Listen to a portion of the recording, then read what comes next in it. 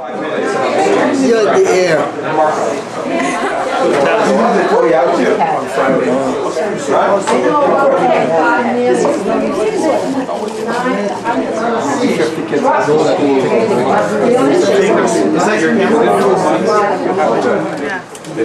Anybody away? Mayday? No Mayday? Mayday? Yeah. Apart from you.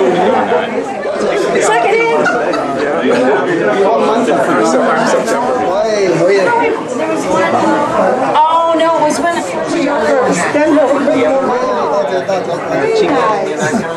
Yeah? James. Very well. He told me. Why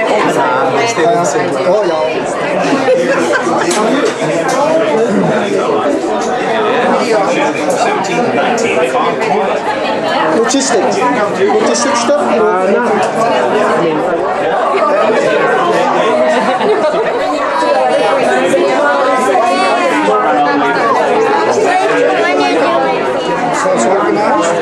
And nobody should. It's my sister.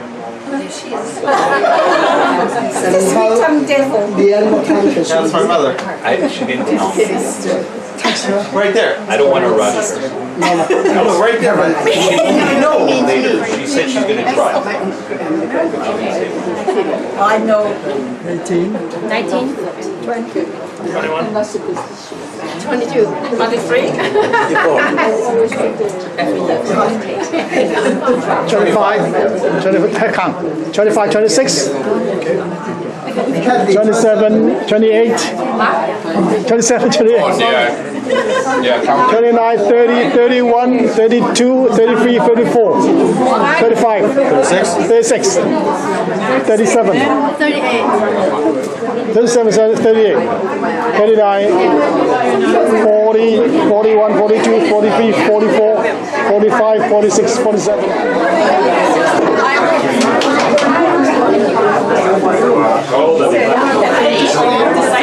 Numbers left side, other numbers right side. We did come from downtown. Okay, but before we get started, just want to find out anybody born in the month of May? Yes. And then we're going to take some pictures, photo ops, and then we have dinner, and then we do celebrate the birthdays, and then we have qigong. Who's fighting? They're fighting. Oh. That's okay. The winner will get. I'm very honored. So are we. We are also all honored to be able to do this once in a big blue moon. All right. And what is this all about? I guess this all began years ago. Okay. The Southern Shaolin is not less than 1,000 years old. Yeah, we are only 1,200 years old anyways. Okay, but the entire Shaolin discipline came about early, about the third or fourth century, Old China. Okay, at that time, an old monk came from northern India to China. And then he saw the monks in the White Horse Temple in central China, Henan province, being very weak. They only did the sitting meditation. They couldn't defend themselves. And then they usually would be robbed when they went out, or they would be killed by the wild animals. So he said, this is not acceptable.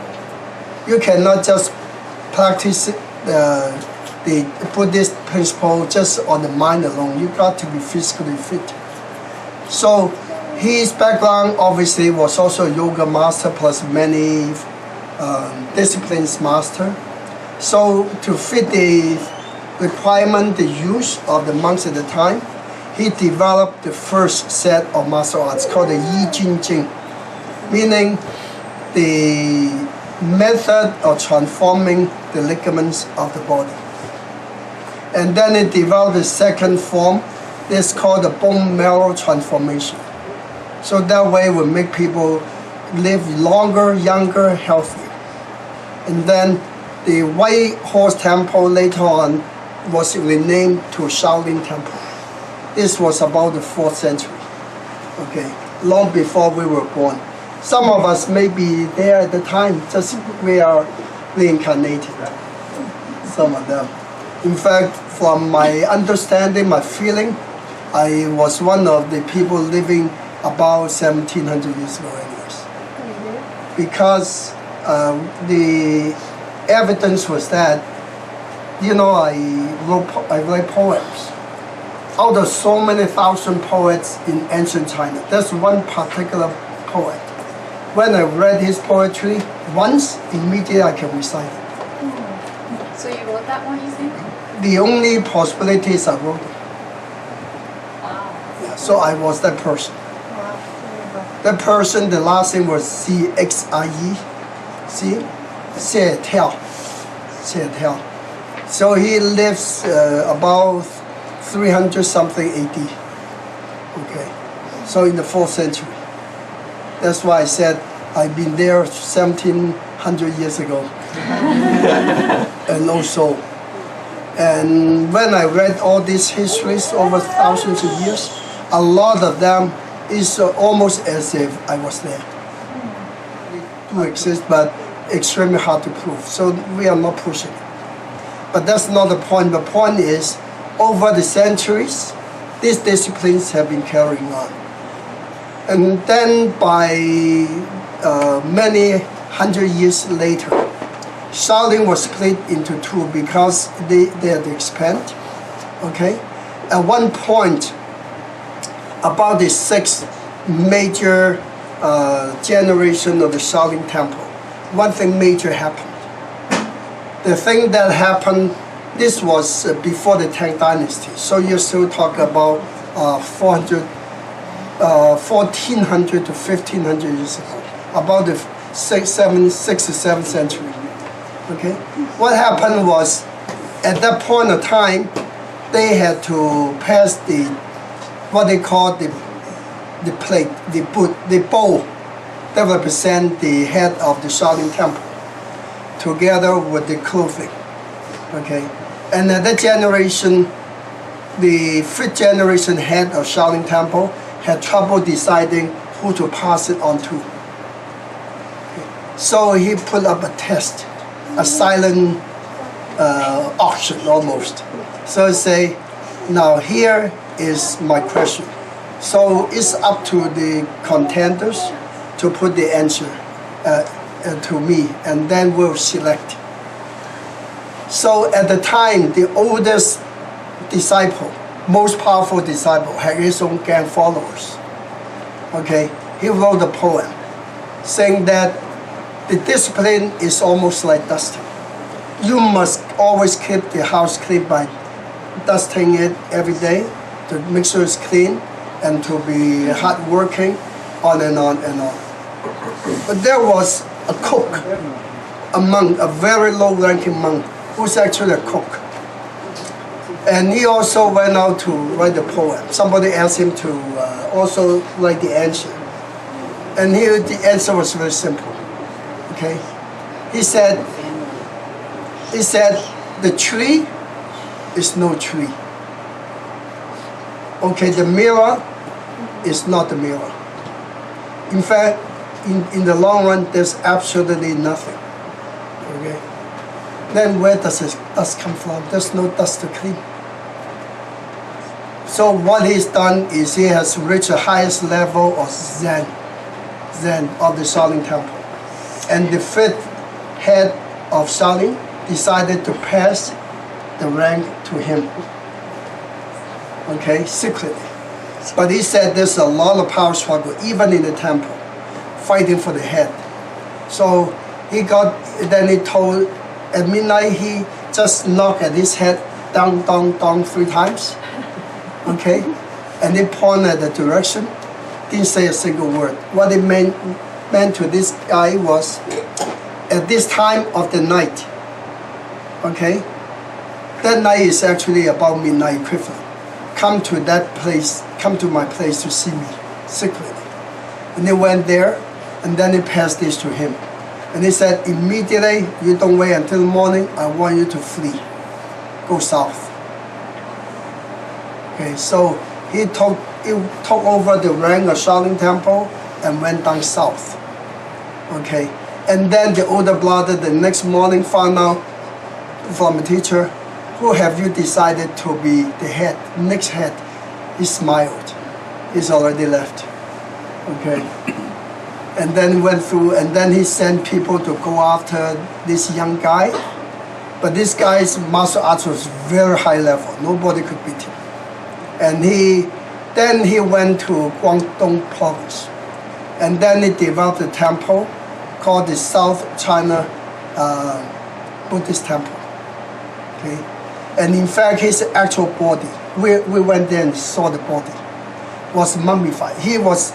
And when in the last days he died by sitting meditation, the whole body never decayed. So they put gold plates and things on top. So in other words, inside the, what they call it, is his real body. It's still there. It's still there. 真身. Okay, and things like that. So that's how they happen. And many hundred years passed by, but he made a decision. From his generation on, no more head of the Shaolin Temple.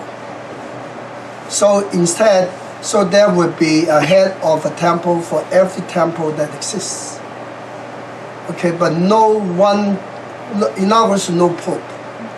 No pope. That's it. Okay. So from that point on to now, no popes. So when they go from temple to temple, there's a head of temple. And so they will serve them. But later on, they decided, now, one thing major happened is at the beginning of the Tang Dynasty. At the beginning of the Tang Dynasty, the then prince, okay, was being surrounded by a bunch of enemies. And he was about to be defeated. And the Shaolin Temple sent off 13 monks with staff, with sticks, and saved the prince, who later became the most powerful king of China, the founder of the Tang Dynasty. That's why people call Chinese Han or call Chinese Tang, because the empire was so powerful. And so he laid out a rule for the Shaolin monks. He said Shaolin monks will be exempted from being vegetarians because the need for martial arts, the need to live in such cold climate, weather, and to be so tough, they are allowed to eat meat. So Shaolin monks can eat meat. Okay, not necessarily vegetarian. And this thing was actually written on and put on the rock, and the rock still exists in the Shaolin Temple. Next time anybody who would go to the Shaolin Temple in Songshan, in Honan province, will be able to see this. It is still there, and I saw it before my eyes. As I tried to say, hundreds of years later, okay, and then the part of the Shaolin Temple migrated Southeast China, and it became the Southern Shaolin. So we have Northern Shaolin and Southern Shaolin.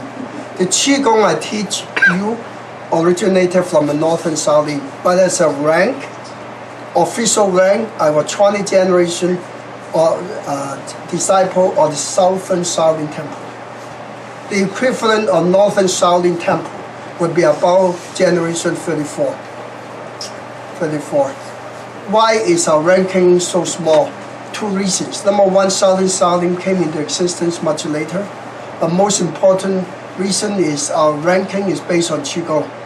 And people practice Qigong live sometimes more than twice longer than those who practice pure martial arts. Average of us will live beyond 90, sometimes over 100 years old. Okay? Whereas martial artists may not live that long. So that's another reason why our generations are so much smaller, 20 generations versus 30 something.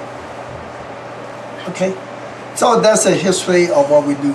Now the other part that I practice is I do acupuncture. Now this acupuncture originated from another school. 49. Okay, this school is called the Old Mei Mountain, Mei, and this is a Taoist mountain. And they created this method. Today I'm one of only 10 in the world because it's very secretive. We don't want to make it too public. And I've been observing them for quite a long while, so they don't just come easily. Okay, And what's the difference between the disciple and the student? Disciple is an official Shaolin discipline. So they have this, they're certified, they have a certificate. Okay, they practice the real depth of the Qigong, and they follow the real discipline. Students also follow Qigong, but on a more general level, still do very well. Okay, but disciples are authorized to have their own teachings later on. So if they want to run their own school for whatever humanitarian reason, they're free to do so, because they're certified. So it's a very important discipline. And as a disciple, they must follow the strict rules of Shaolin. That is to be honorable, to be honest, to be loving, to be faithful. Okay, and always follow the principle to help other people relentlessly. So it's very important. With that, okay,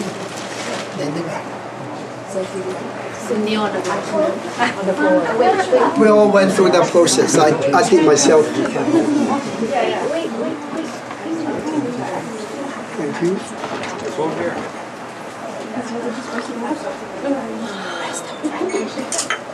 Thank you. Thank you. Yeah, the bow 3 times. 3 times. From now on, okay, the Horace will become part of the family, disciple number 105. There's an English certificate and a Chinese certificate. Okay, and 105 sit on my left hand side, right is over there. You don't need me. Oh, you need to. Oh, yeah. His power. It's over there, triple X.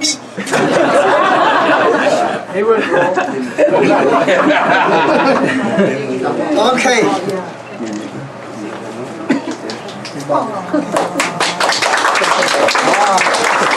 Yes, a lot of fans. After. Sorry. I didn't realize Chris has so many fans. Thank you. Does he speak Chinese? Thank you. Thank you. Come back and sit with us. Thank you.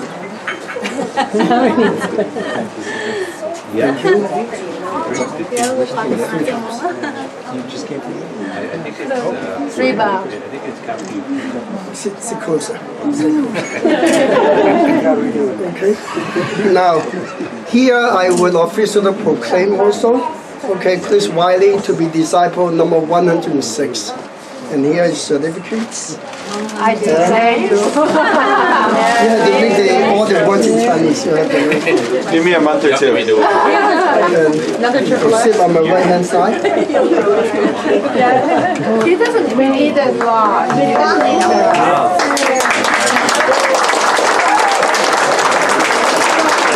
Okay, now let's take a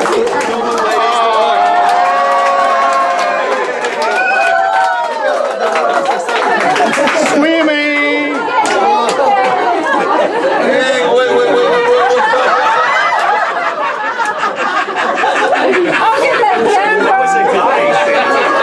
Hey, all ladies, put your tongues back in your mouth. Harmony. Yin and yang, harmony. Okay, so that's the meaning of it. So let's take a full picture of all disciples. By the way, in case you haven't met, I let them introduce you first, so before we take a picture. James, disciple number 36, actually is our younger son. Okay.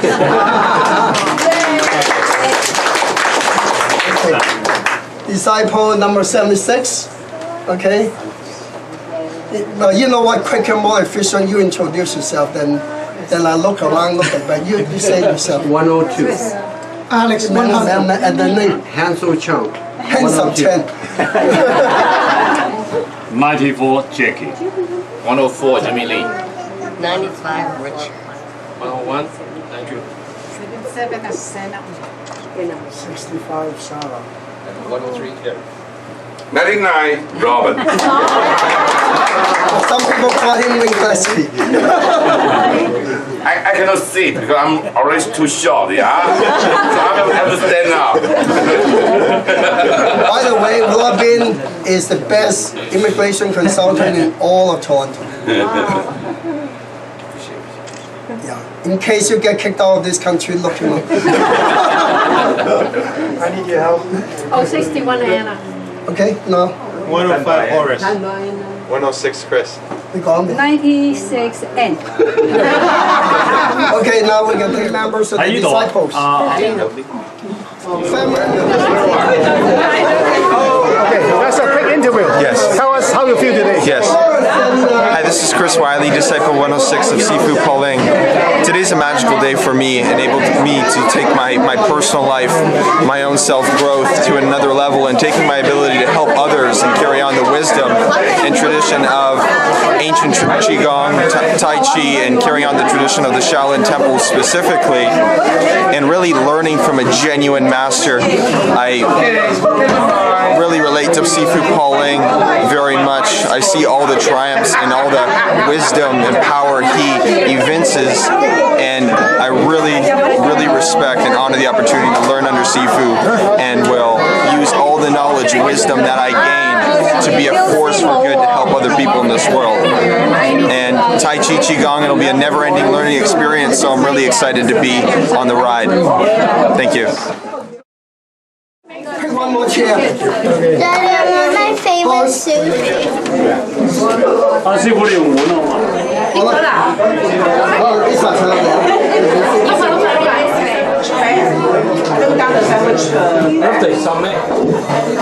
Make a wish first. Okay, make a wish. 1, 2, 3. Happy birthday. Go, go. Happy birthday to you. Happy birthday to you. Happy birthday to you. Happy birthday to you. Okay, everybody make a wish. Everybody make a wish. My birthday too. Your birthday too? 24. Okay. 4 people's birthday. You keep that one. Take a picture. The magic cut. Yeah, the cut is about magic cut. Okay, you cut.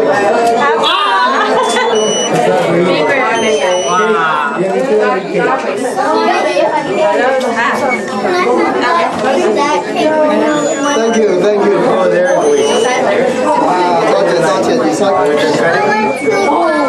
Here's another cake, so sorry. Wow. This is a feast.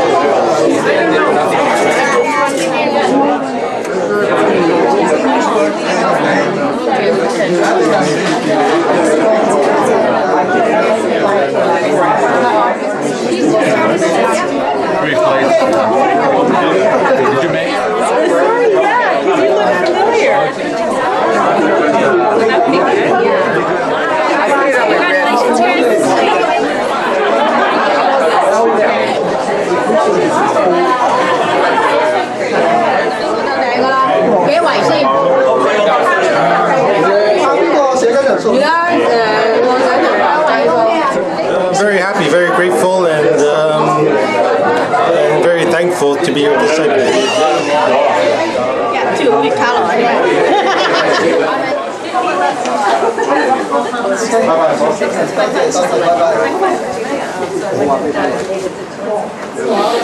Okay, what I count? About 55 people. That's hard. 55 people. We haven't broken the record of 105 people. You have to first regulate your body, then you regulate your breathing, then you regulate your mind. So body first.